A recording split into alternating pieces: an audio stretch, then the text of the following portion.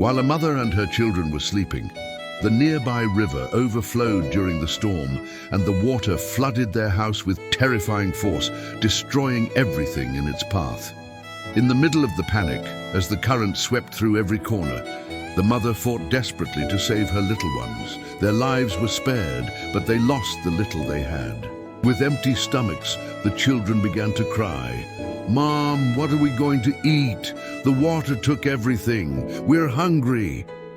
Desperate, the woman took her daughter in her arms and ran to a small grocery store in the neighborhood. "Please, sir," she begged with a trembling voice, "sell me some food. I'll pay you later." The shopkeeper, impatient, immediately refused. "I don't give credit to strangers." She explained that she had 5 hungry children, that the flood had destroyed all their food, and that she had no one else to ask for help. But the man, cold and indifferent, only said, "Leave now. There's nothing I can do for you." Still, thinking of her children, the mother pleaded again. "I beg you, I'll pay as soon as I can." The man refused once more. No money, no food, no hope.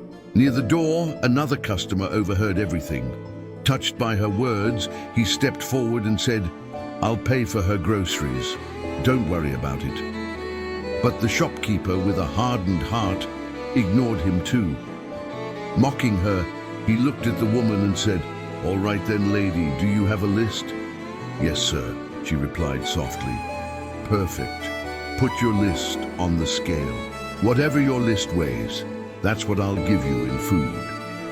Nervously, the woman opened her purse, took out a small piece of paper, and wrote something down with shaking hands. Then she placed it on the scale. The moment the paper touched the tray, the scale dropped hard to one side, as if someone had placed a rock on it. The shopkeeper and the customer stood frozen in shock. Curious, the man began to add food to the other side of the scale, but it didn't budge. He added more and more and more. Still, the scale didn't move. Confused, he picked up the paper to read it. It wasn't a shopping list. It was a prayer. "Dear God, you know my needs. I place this situation in your hands."